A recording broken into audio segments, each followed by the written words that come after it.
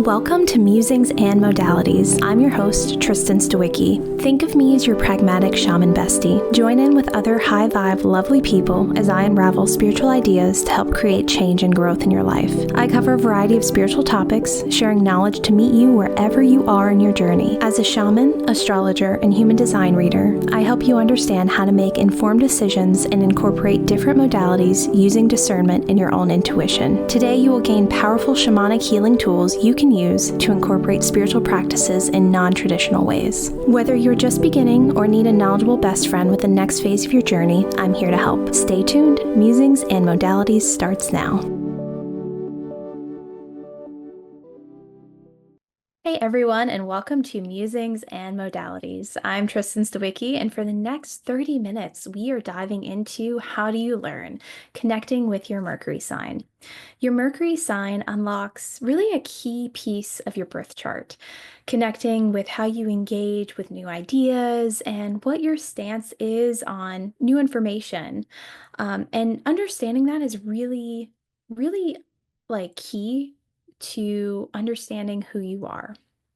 So I wanted to talk about this topic now, is because Mercury is no longer retrograde. Like, huge sigh of relief. We aren't really feeling any of those effects where miscommunication happens, information isn't as clear, or we have to redo things, which is often frequently what I run into personally. And we've also recovered and bounced back energetically from March and April. Both months were incredibly busy from a transit standpoint, and there was a ton of energetic interference. A lot of it was supportive, a lot of it was challenging for like the better, but still, there was just a lot of energy in the air. We are also about to enter one of my favorite seasons. We enter Gemini season on May 20th. And in Gemini season, the many facets of our nature are encouraged. The energy is so supportive for you to learn something new, to share ideas with others, and to deep dive into the details of interesting problems.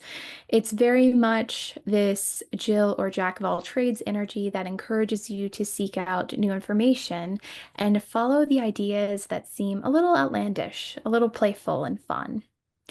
And as someone that embraces really being a lifelong learner, understanding how I learn best and the repeatable process and steps I need to take really to eliminate any feelings of inadequacy or vulnerability has been incredibly helpful. Learning something new is hard, especially as an adult, where we don't often feel permission to fail or permission to be bad at things. And so let's make it as easy and as painless as possible for you to connect with how you learn using your Mercury sign. Your Mercury sign is the astrological sign where Mercury is residing in your birth chart. The planet Mercury is associated with the mind, with communication and intellect. It governs how we think, learn, and communicate with others. Mercury is also the planetary ruler of Gemini and Virgo, two incredibly beautiful and powerful signs. And there is a profound connection with that energy. And there's even more influence, like it's naturally kind of amped up if you are someone that has their Mercury in the signs of Gemini or Virgo. So I wanted to share 5 surprising ways Mercury impacts how you learn and teach others to kind of ground us in this energy. So first, your Mercury sign impacts whether or not people understand you the first time. For instance, if your Mercury is in the sign of Pisces, when you share what you're thinking, it might take folks a while to connect the dots, or you may not feel fully understood. I've had a few clients that actually work in marketing or communication fields, and their Mercury was in the sign of Pisces, and they really had to work in their career and work through several drafts of their thinking before they were able to share with others to kind of really work with this energy that can be a little bit more challenging. However, it is supportive in that you get really concise, right? And maybe kind of the path that's a little more lackadaisical that you took to get to that like final draft or final version, maybe it uncovered something new for you, which is often the case when I've talked with clients with this placement. Second, it impacts how emotional your points or your arguments are.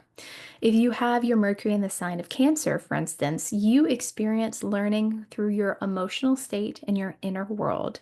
And that is very different to like Aquarius energy that can be more aloof, kind of that Ice Queen energy. And you share information in a logical, precise, almost scientific way. My personal Mercury is in Aquarius, and I really rely on my Leo rising energy to soften how I share information and to really bring that enthusiasm to discussion. Otherwise, it can seem a little bit scientific and dry. The third surprising way is how fast you learn. Are you someone that needs to hear something, then do something, and it takes you a while? You're like, if I'm learning something new, I actually need to set aside quite a bit of time uninterrupted to really like master and harness this new thing I'm trying to uncover. For others, it could be you're very, very fast at learning, especially if you have a lot of air energy in your chart. The fourth way that Mercury really impacts learning is the style of learning. Do you need to be hands-on before you can really kind of embody something new? Do you need to see something a few times and then you can do it? Or are you really impatient and you seem to pick up things way faster than everyone else and you don't really understand why it takes people so long to learn something that took you, seconds?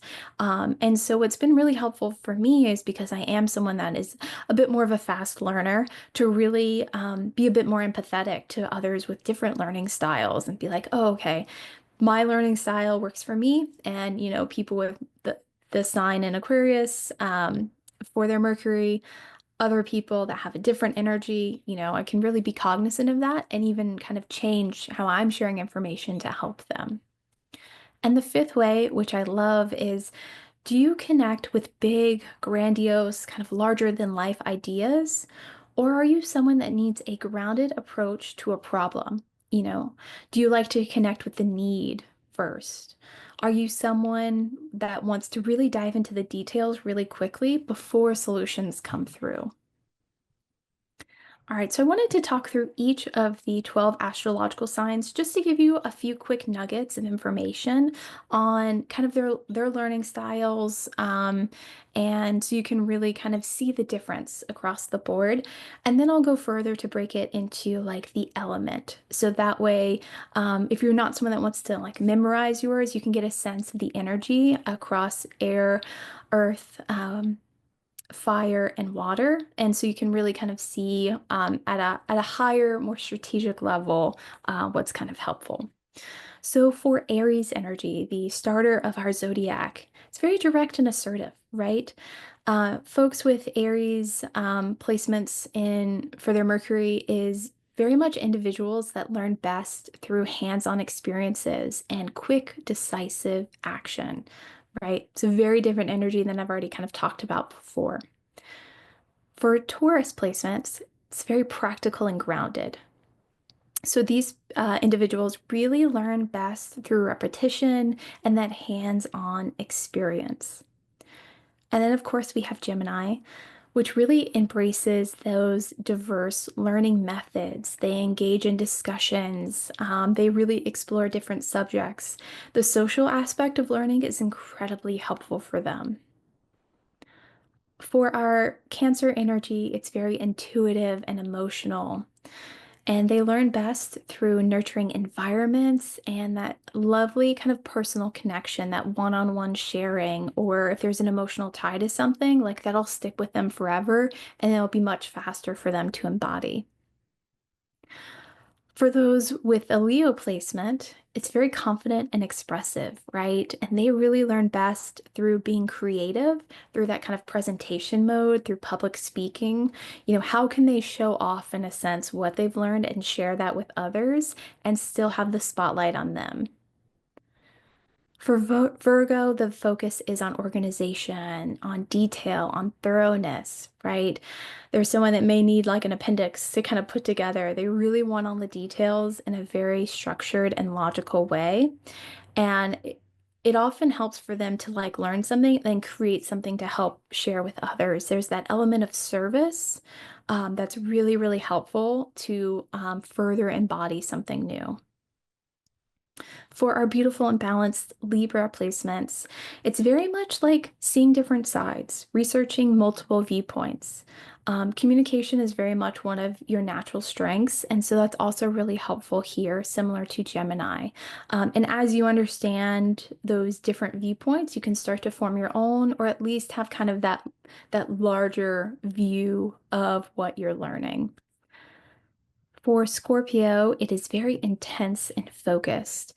And they really learn best through deep dives, right? Uncovering hidden truths. How can they take something and learn, like, okay, this is what most people accept as the truth, or like the learning of something, and how can they put on their detective hat and like dive into maybe some conspiracy theories about it, or take it even further than most people have. Super, super helpful for them. For Sagittarius, they're very adventurous and philosophical, and they really learn best through travel, exploring new ideas, learning from others. So, for instance, if they are learning about a new culture or food, hearing the experience from someone else, that is their like lived experience, is incredibly helpful, especially if they're taken to like the edges of their boundaries almost. They're like, this is new and exciting and out of my comfort zone. Perfect. That'll stick with them for their lifetime.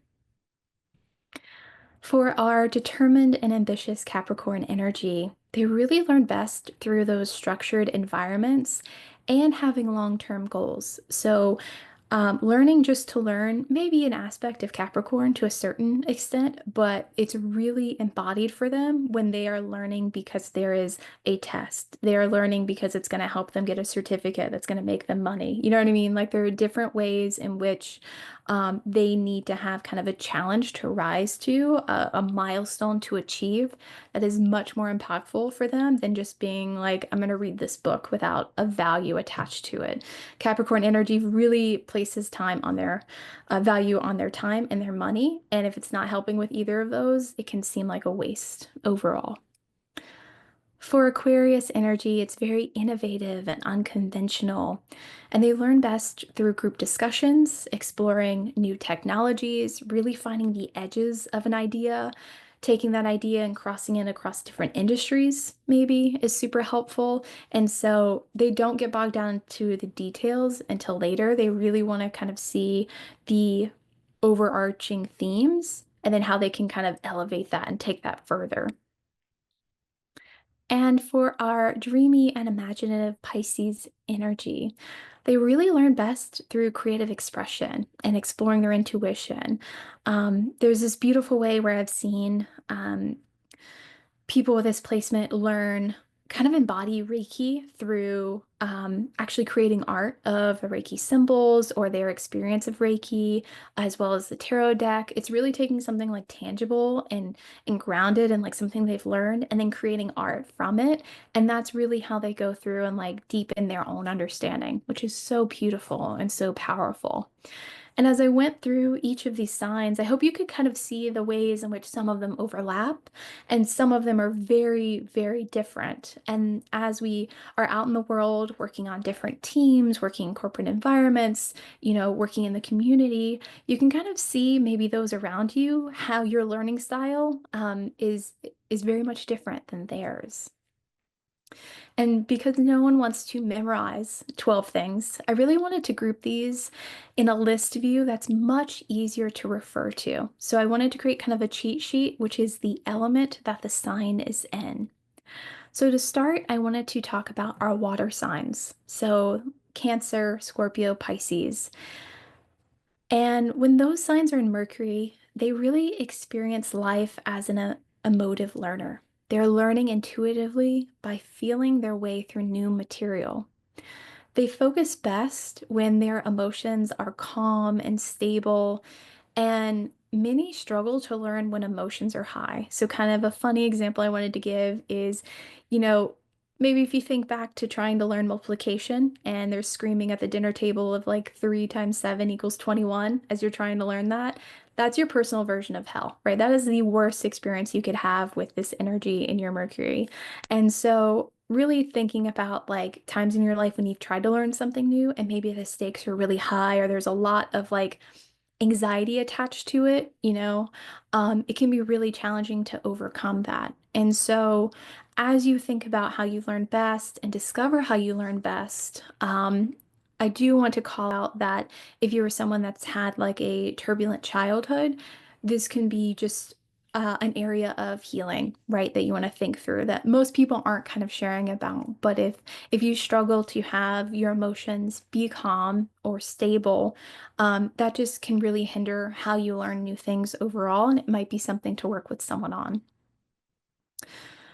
What's really lovely is when you connect and find an emotionally supportive teacher. So I hope that you can think back on your life and think of those teachers that really enhanced your learning and the tactics they used, because that might be something helpful. Maybe that one-on-one connection, is much more helpful than if you're in a group dynamic where feelings can be kind of all over the place. Ultimately, you learn others' feelings and your own, right? And you struggle when you must ignore emotions while learning. So it's really kind of the key takeaway there. Our fire signs, Aries and Leo and Sagittarius, they really enjoy being seen and showing off. So doing a presentation to a group about what you've learned is fun and incredibly helpful for you. Freedom in learning is incredibly important to this group, and you need the ability to learn by doing, to try and fail, and to apply learnings right away. Fire signs are very visual learners who need that big picture first and the details much, much later. And that's when you can really add your own spin on the material because you're able to be creative and you're not getting bogged down by the details. You ultimately want to show off your findings with flair.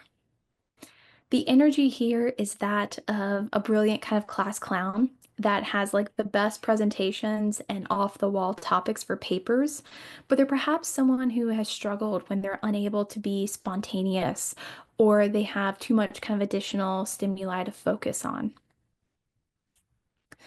Our earth signs, Taurus and Virgo and Capricorn, are really learners who do best by doing.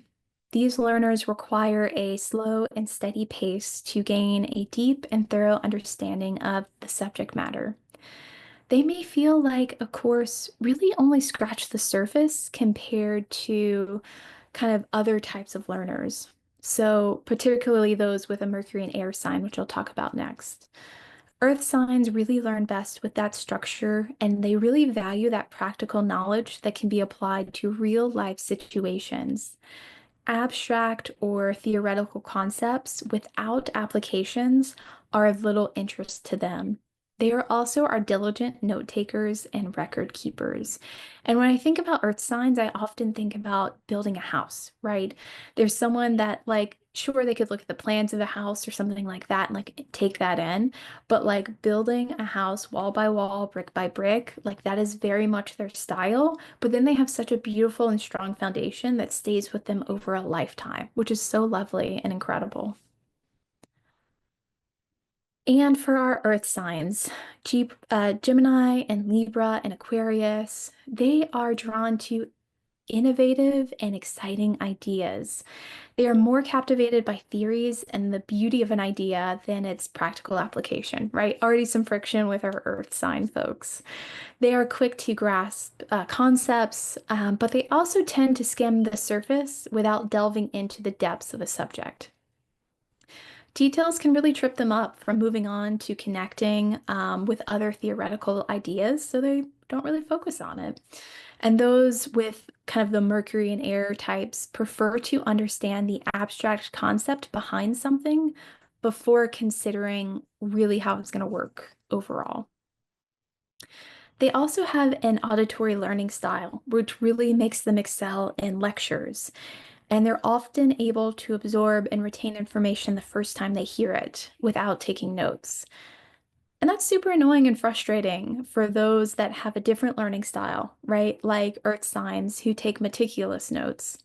And so with this energy, I often make the joke of how does it feel to be God's favorite, right? Because it is kind of the learning style that as you go through school and college and different arenas in your life, that's kind of the default. And so they've probably been able to succeed and excel because of that default, even if they aren't our most diligent note takers or our hardest workers in this kind of vibe. Mercury and air types are very avid readers who can often continue learning long after their formal education, and they're really driven by a natural love of information and the written word.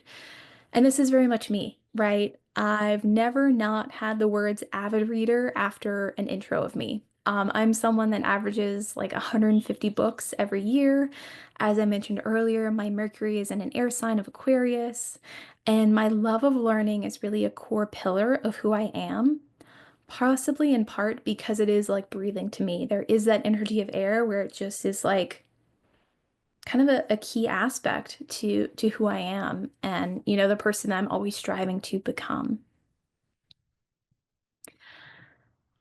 There's some incredible energy that's going to be happening with Mercury that I wanted to talk about. And so I wanted to give the energy report for the next few weeks. So Mercury enters the sign of Taurus on May 10th. And what I love about this energy is it encourages us to listen. It encourages us to slow down and be one with the here and now. And this beautiful earth energy is practical and solid. And so I really encourage you to take this time to listen to what new ideas light you up, what new ideas feel indulgent and decadent, and really spend time with them. We have the full moon in Scorpio on May 12th at 12:56 p.m. Eastern, 3:56 p.m. Pacific. The last new moon in Scorpio was like November 1st, 2024, right? It's been a while. And so we can really reflect on the intentions we set during that new moon to see what's going to come to fruition with this full moon over the, last few months. And we'll also see what's still unfolding. When I set intentions back in November under the Scorpio new moon, I found they were likely to pivot or uncover truths that reset and realign where my intentions were initially placed. So, for instance, I called in more opportunities to be on stage and to dance under the new moon in November. And since then, I've been forced to see all of the places where I'm playing small, right? Which is so humbling. And I could see where, like, my current scenarios, my current dance studio isn't supporting what I want to transform into. And all of the edges of my experience have started to feel really, really prickly, especially in the last, like, 2 to 4 weeks. It's really been evident where I no longer am a fit. Scorpio is ruled by Pluto, and when we set intentions with this influence, there's often a calling of greater transformation to hold these dreams and to call in what we are longing to create. There is a friction and a tension between where we are and where we want to be that causes more and more discomfort to ensure that transformation occurs. And man, have I been feeling this. And so for this new moon, or excuse me, for this full moon energy that's upcoming, I'm thinking about the growth I've experienced and how my life has radically changed in the last few weeks and in the last 6 months. And I'm reviewing how well I surrendered to the process and where I've struggled to really trust in the universe and to release attachments, release what's no longer serving me. And so I really encourage you to think about where are your opportunities for further exploration and growth? Where have you maybe fallen short of what your intentions were, where you wanted to grow into? And I also encourage you to do a ceremony with water for this full moon energy. And that could be something as simple as sitting in stillness near water, using water as a cleansing tool, sharing water with your plants, which I literally will take like a glass I'm drinking from, hold my energy into it, and then give it to a plant, especially herbs and things that I use in cooking. Um, I would really treat it as more of like a ritual than a chore. And so think about how you use water in your daily life and really have that ritual element to it. And with this, I encourage you to focus on how water transforms, shapes, heals, and nourishes, which is so, so beautiful. All right, so some final thoughts on connecting with your Mercury sign. So Mercury spends 15 days in an astrological sign, but that is up to 60 days during retrogrades, right? Everything during a retrograde gets a little funky. Tracking the element, whether that's in earth, air, water, or fire, that Mercury is kind of transiting, and really notice when Mercury has returned to your sign. That is super helpful for your next level of connection with this energy. And you can use that energy to make plans around when you're taking a workshop, doing a certification, or a professional training. You can also kind of test when Mercury is best going to support you. And you can take the information discussed today on how to share information differently. And I kind of mentioned this, but for instance, if you're an earth sign trying to communicate with a fire sign, your approach needs to be different, right? You need to share the big practical picture with them and allow them creative freedom to brainstorm, really based on the foundation you are sharing. Put them in charge of the slide deck, of sharing the information broadly. Think about how the people you work with, and even if you don't know their birth chart, you can kind of tell after you've worked with someone a while or you've tried to collaborate with them if you're just not quite clicking, and you can kind of test to see where it's likely their Mercury sign is, because you want to put their strengths to good use. If you want enthusiasm and buy-in quickly for an idea, put a fire sign to work socializing it. All right, I hope you've enjoyed this episode, How Do You Learn? Connecting with Your Mercury Sign. In this episode, I covered each of the astrological signs from Aries to Pisces and their expression in Mercury to provide tangible tips for you to learn and share new information in alignment with your birth chart. To dive deeper into your birth chart, including your communication and learning styles, book a birth chart reading with me at musingsandmodalities.com. My website just had that refresh back at the end of March, beginning of April, so definitely check it out. It's easier than ever to book. My May and June sessions are filling up, as I do have a limit to the number of sessions I do each week. Working with me is transformational, and this will be unlike any other astrology reading you've had. So let's talk about where you need help in your life, and let's see how the stars and my guidance can help you. Thank you so much for watching Musings and Modalities with me, your pragmatic shaman bestie. Tune in the second and fourth Thursdays of each month at 3:30 p.m. Pacific, 6:30 p.m. Eastern for more fabulous episodes. Thank you for listening. You've been listening to Musings and Modalities with me, Tristen, your pragmatic shaman bestie. For more powerful healing tools, join me every second and fourth Thursday at 3:30 p.m. Pacific on Transformation Talk Radio. I cover a variety of topics to meet you wherever you are at on your spiritual journey. Learn techniques to work with pendulums, past life healing, astrology, and more. Please share the show and subscribe for more guidance from your pragmatic shaman bestie at musingsandmodalities.com.